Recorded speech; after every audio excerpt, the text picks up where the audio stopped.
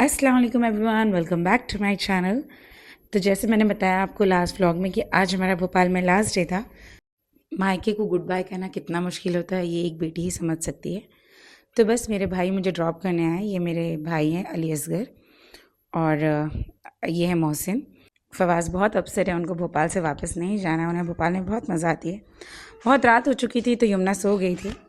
अच्छा, वैसे तो भोपाल और मुंबई के बीच में 12 आवर्स की जर्नी है, लेकिन क्योंकि हम राजधानी से ट्रैवल करने वाले हैं और उसका हार्डली 4 या 5 स्टेशन पे ही हॉल्ट है, तो हम बहुत जल्दी मुंबई पहुंच जाएंगे 10 आवर्स में इंशाल्लाह। तो हम लोगों को बोर्ड करके दोनों भाई चले गए हैं और बहुत हैवी हार्ट के साथ मैंने उन्हें गुड बाय किया। मुझे बहुत तकलीफ़ हो रही थी, लेकिन रात जितनी उदास थी दिन उतना ही सुहाना था। ट्रेन में रात तो हम लोगों की निकल गई सोकर, पर जब हम सुबह उठे तो यमुना को बहुत मज़ा आ रही थी और हम पहुंच चुके थे मुंबई। मुंबई में बारिश का मौसम और लोकल ट्रेन की आवाज़ तो आपका मूड एकदम फ्रेश कर देती है। तो जैसे ही कसारा और करजत आता है तो आपको हरी हरी वादियाँ और पहाड़ और झरने नज़र आते हैं, तो आपका मूड अपने आप ही फ्रेश हो जाता है। और इस वक्त सुबह के 8 बज रहे हैं और हम पहुंच चुके हैं अपने डेस्टिनेशन पर। ये है मुंबई की शान छत्रपति शिवाजी टर्मिनल्स। मुंबई तो है ही बहुत फास्ट सिटी। फ़ौरन हमने उबर बुक की और उबर 2 मिनट में पहुंच गई। और हम सब काफ़ी थके हुए थे तो हम बहुत जल्दी घर भी पहुंच गए। मैंने घर पहुंच के बिल्कुल भी रिकॉर्डिंग नहीं की और बस मैंने स्टार्ट किया नेक्स्ट डे मॉर्निंग से। तो आज से हमारी शुरू होने वाली है नई सीरीज़, सिंगापुर मलेशिया सीरीज़। जी हाँ, हम लोग जा रहे हैं सिंगापुर। तो इस वक्त हम जा रहे हैं मुंबई एयरपोर्ट टर्मिनल 3। तो सुबह ही मैंने अपने भाई को बुलाया, अपने कज़िन को, इसका नाम है सैफ। उसको मैंने बुलाया, वो हमें एयरपोर्ट ड्रॉप करने जा रहा है। और इस वक्त सुबह के 5 बज रहे हैं और फवाज बिल्कुल नींद में है और यमुना भी सो रही है। तो कल रात ही हम भोपाल से लौटे और आज सुबह हम सिंगापुर जा रहे हैं। तो मैंने सिंगापुर के लिए पहले ही शॉपिंग और पैकिंग कर ली थी जब हम दुबई से आए थे। तो मेरा एक बैग ऑलरेडी रेडी था, इसलिए मुझे कुछ खास मेहनत नहीं करनी पड़ी। और बस भाई ने हम लोग को एयरपोर्ट ड्रॉप किया। मुंबई एयरपोर्ट वाकई बहुत बड़ा और बहुत ही खूबसूरत है। अच्छा, मेरी तरह आप लोगों को भी कभी ये पिलर्स देखकर ऐसा लगता है कि शायद कोई सेलिब्रिटी दिखाई दे दे? मैं तो बहुत एक्साइटेड थी, लेकिन बच्चों को बड़ी नींद आ रही थी। तो यमुना को मैंने स्ट्रोलर में डाला और फवाज जैसे एयरपोर्ट आए थोड़े एक्टिव हो गए। और देखिए, हमारी आगे वाली लाइन में ही उम्रा के पैसेंजर्स जा रहे थे। माशाल्लाह, देखिए ऐसा लग रहा था अल्लाह ताला हमें फिर से बुला ले अपने घर। और हमने फटाफट चेक इन किया। लगेज देने के बाद अब बहुत सुकून महसूस हो रहा था। अब ऐसा लग रहा था कि जल्दी से हम ब्रेकफास्ट करें। मुझे बहुत ज़ोर से भूख लगी थी, और भूख ना भी लगी हो तो लाउंज में खाने का मज़ा ही कुछ और होता है। ये है अडानी लाउंज। लाउंज के अंदर आते ही फवाज को मैंने सेटल डाउन किया। उनको बहुत नींद आ रही थी और वो बिल्कुल भी खाने के मूड में नहीं थे, पर मैं चाह रही थी कि वो खा लें, क्योंकि मुझे गिल्ट हो रहा था कि हमने जो फ़्लाइट अपने हिसाब से बुक किया उससे बच्चे बहुत डिस्टर्ब हो गए हैं।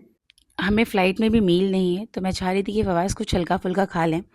तो फवाज को साउथ इंडियन डिशेज़ नहीं पसंद है और उनको इंग्लिश ब्रेकफास्ट भी नहीं अच्छा लगता। बहुत ज़िद करने पर, बहुत रिक्वेस्ट करने पर उन्होंने थोड़ा सा कॉर्नफ्लेक्स खाया और उसके बाद वो कहने लगे कि मम्मा I want to sleep. But फिर मैंने उन्हें इंसिस्ट किया कि थोड़े फ्रूट्स भी ले लो।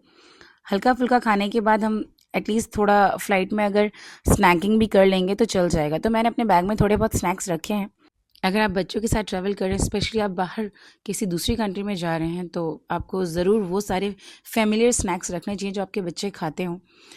तो मैंने कुछ हल्दीराम के पैकेट्स और कुछ बिस्किट्स रख लिए हैं। वैसे मैं इन्हें बिल्कुल सजेस्ट नहीं करूँगी, ये बहुत ही अनहेल्दी होते हैं, लेकिन एक लास्ट ऑप्शन होता है जब आपके पास, तो आप थोड़ा बहुत ये स्नैक्स कैरी कर लें अपने साथ।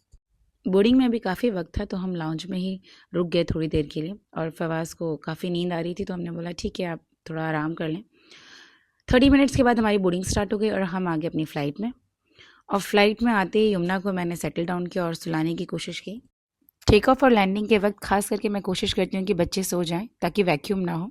और after 5.5 hours journey we landed in Singapore airport. And land करते ही मैंने अल्लाह का बहुत शुक्र अदा किया कि हम लोग खैरियत से लैंड हो गए। काफ़ी कंफर्टेबल फ़्लाइट थी, बहुत आराम से हमने ट्रैवल किया।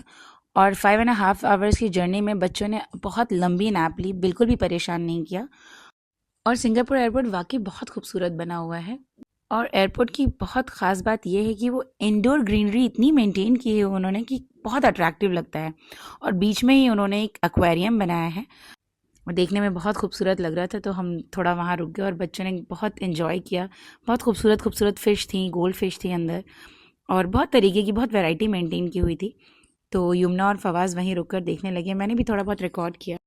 मेरे ख्याल से जितने भी बच्चे वहाँ थे सब रुक कर देख रहे थे। वाकई बहुत खूबसूरत लग रहा था। और and Fawaz was trying to catch those fish. वाकई ये बहुत ही क्रिएटिव था और काबिल तारीफ़ था। इन्होंने उसके ऊपर ऐसा इफ़ेक्ट क्रिएट किया था कि ऐसा लग रहा था वो क्लाउड्स हैं और बर्ड्स फ्लाई कर रही हैं। तो आप कभी आएँ तो इसे ज़रूर देखें, ये बिल्कुल सेंटर में ही है एयरपोर्ट के। इतनी लंबी फ़्लाइट के बाद बच्चों ने जैसे ही फ़िश को देखा, इस एक्वेरियम को देखा, उनका मूड फ्रेश हो गया और हमको भी ऐसा लगा ये वर्थ था। और मेरे husband is a very good planner, उन्होंने बहुत अच्छे से ये ट्रिप प्लान किया हुआ था, तो हमें बिल्कुल भी प्रॉब्लम नहीं हुई। अकॉर्डिंग टू हिज प्लान हमें यहाँ टैक्सी नहीं करनी है, यहाँ का लोकल ट्रांसपोर्ट बहुत कन्वीनियंट है, तो हम मेट्रो से ही घर जाने वाले हैं, मेरा मतलब है होटल जाने वाले हैं। तो हम यहाँ पे मेट्रो का वेट कर रहे हैं और देखिए हमारी मेट्रो भी आ गई है और हम मेट्रो में बोर्ड हो गए हैं। और मेट्रो इतनी इजी टू अंडरस्टैंड है, बिल्कुल भी कंफ्यूजिंग नहीं है। आप जब भी यहाँ आएँ तो आप मेट्रो से ही ट्रैवल करें, यहाँ पर लोकल ट्रांसपोर्ट बहुत ही ज़्यादा इजी टू अंडरस्टैंड है। एंड माशाल्लाह as I told you my husband is a very good planner. उनकी प्लानिंग के मुताबिक उन्होंने ऐसा होटल बुक किया था जो एग्जैक्टली मेट्रो स्टेशन के ऊपर ही था। तो हमारा स्टेशन था लेवेंडर और हमारा होटल था वी लेवेंडर। जैसे हम लेवेंडर से एग्ज़िट करते हैं बस वहीं से लिफ्ट है हमारे होटल की। तो हम होटल आ गए हैं, होटल की लॉबी में हमने अपना आईडी सबमिट किया और हम अपने रूम पर आ गए। रूम बहुत ज़्यादा वाव नहीं था, तो मैं हल्का फुल्का आपको टूर दे दूँगी। रूम छोटा सा ही था लेकिन हमारी फैमिली के लिए परफेक्ट था। आने के बाद हम थोड़ा सेटल डाउन हुए और मैंने देखा कि यहाँ पर मैं आपको सजेस्ट करूँगी आप जब भी सिंगापुर आएँ तो इस होटल को ही प्रेफर करें, क्योंकि इसकी कनेक्टिविटी बहुत अच्छी है। और सिंगापुर में मैंने सुना है कि अगर होटल से आपको व्यू मिल जाए तो आप भी बहुत ही लकी इंसान है। तो हमारी विंडो से व्यू भी था, तो बस व्यू एंजॉय करने के बाद थोड़ा सा शाम होते ही हम बाहर निकले। थोड़ा मौसम गर्म था, अब हम डिनर करने के लिए निकले हैं। मैंने देखा सामने एक मस्जिद है, वाकई बहुत ही खूबसूरत मस्जिद थी। नाउ इट्स टाइम फॉर हदीस। बिस्मिल्लाहिर्रहमानिर्रहीम। रसूलुल्लाह सल्लल्लाहु अलैहि वसल्लम ने फरमाया, जो शख्स लोगों पर रहम नहीं करता अल्लाह उस पर रहम नहीं करता। सही बुखारी सही मुस्लिम की हदीस है। इस हदीस का पैगाम यह है कि इंसान जब दूसरों पर दया, रहम और मोहब्बत रखता है तो अल्लाह ताला उस पर अपना ख़ास रहम नाजिल फरमाता है।